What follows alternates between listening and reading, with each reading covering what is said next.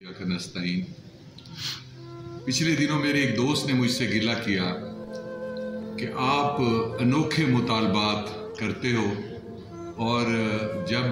कोई ऐसा वक्त आता है तो आप रूठ जाते हो। मैं ये सुन के दिल में बहुत मुस्कुराया। तो मैंने ये सोचा कि जिससे गुजरती है ये उसको पता होता है। पहले तो मैं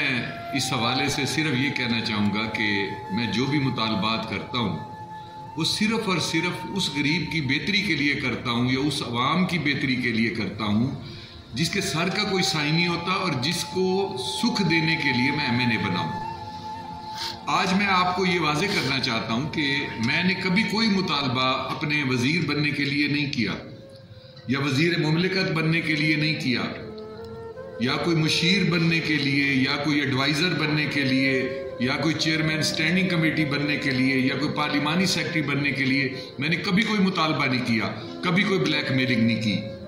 हाँ, गिला ज़रूर है, लेकिन मैं ये कहना चाहता हूँ कि मैं तो उस बात पे भी चुप रहा कि मेरे हलके में आज तक किसी भी ज़िलाई चेयरमैन किसी मेरे हलके के मेरे दोस्त को नहीं दी गई। पार्टी का कोई ओहदा मेरे किसी दोस्त को आज तक नहीं दिया गया। महकमों के चेयरमैन तक नहीं दिए गए और यहाँ तक कि एडिशनल एडवोकेट और असिस्टेंट एडवोकेट की लाइनें लगा दी गई, लेकिन मुझे एक भी नहीं दिया गया। अफसोस सिर्फ ये है कि मैंने कभी ये मुतालबात नहीं किए जो कि सिर्फ ये मुतालबे ही होते हैं। मैंने अगर कोई चीज़ का मुतालबा किया है तो वो है जिनके बारे में अभी आपको मैं तफसील बताना चाहता हूँ।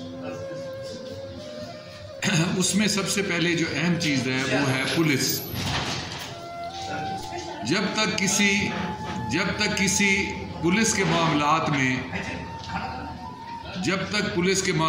में मैं ये कहना चाहता हूँ कि हमारे यहाँ मेरा ऐसा हलका है कि जिसमें चोर डकैत और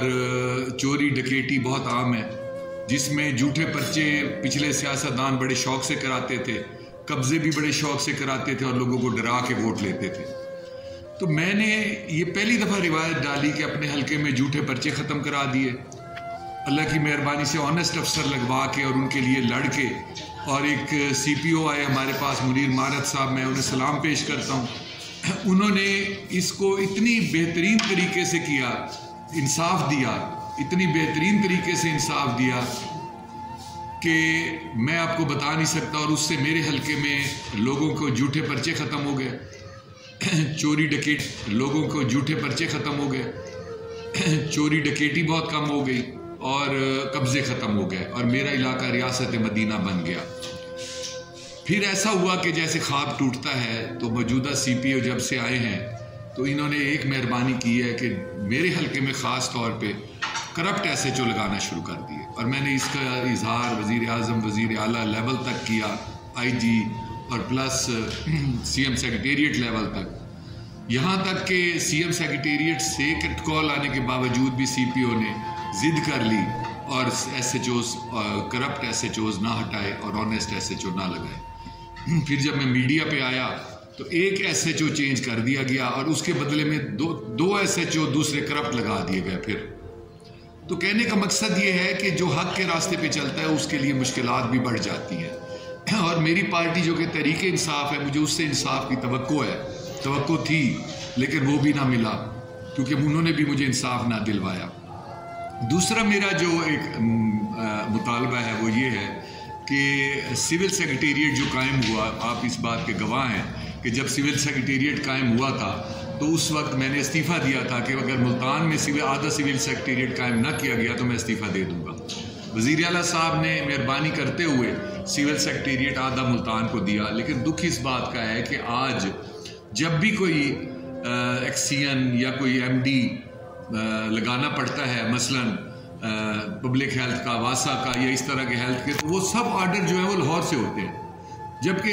यहाँ 17, 18, 20 स्केल तक यहाँ के ऑर्डर होने थे। साउथ पंजाब में जो सेक्रेटरी बैठे थे वो किस लिए बैठे थे? उनको अगर इख्तियारात नहीं देने थे तो फिर बेहतर था वही काम करता। और यहाँ बनाने के बाद अगर आप इख्तियारात नहीं देंगे,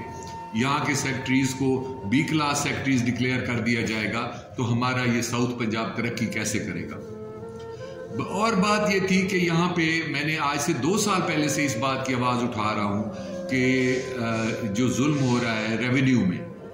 कि वहाँ पे एक माफियाज हैं जो पुलिस और अपना एंटी करप्शन से मिलके और लैंड रिकॉर्ड के माफियाज से मिलके गरीबों की, जिनकी 1 कनाल 2 कनाल 4 कनाल ज़मीन है, वो उतार लेते हैं और वो दफ्तर भी नहीं जाते, उन्होंने बयान भी नहीं दिए होते, अंगूठे भी नहीं लगाए होते, और फ्रेंजिक के तहत ये साबित भी हो जाता है कि इन्होंने अंगूठे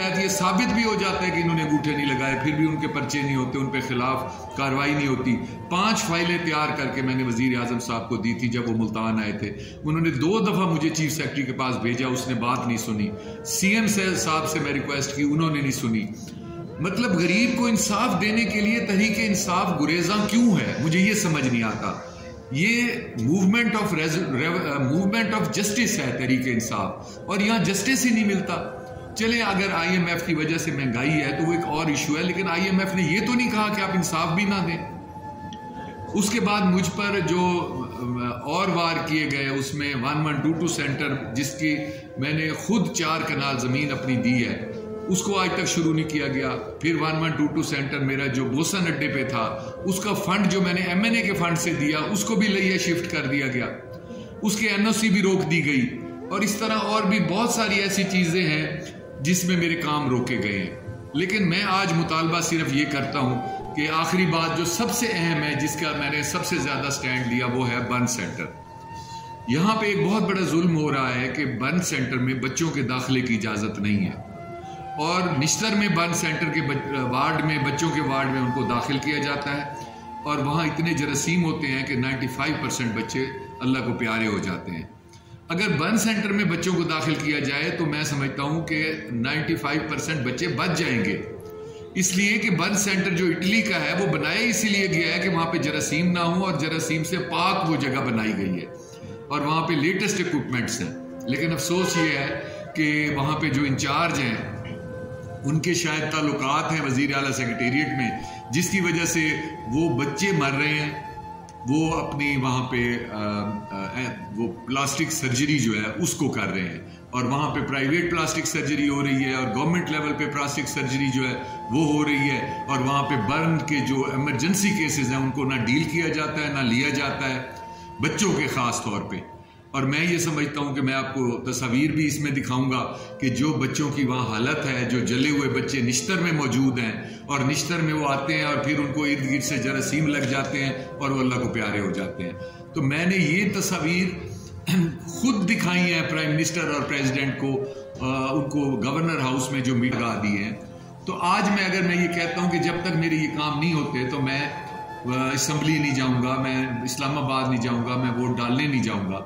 तो मैं कोई भी किसी जगह पे वोट अगर पार्टी को ज़रूरत होगा तो मैं इसलिए नहीं दूंगा कि मेरे ये गरीबों के काम है,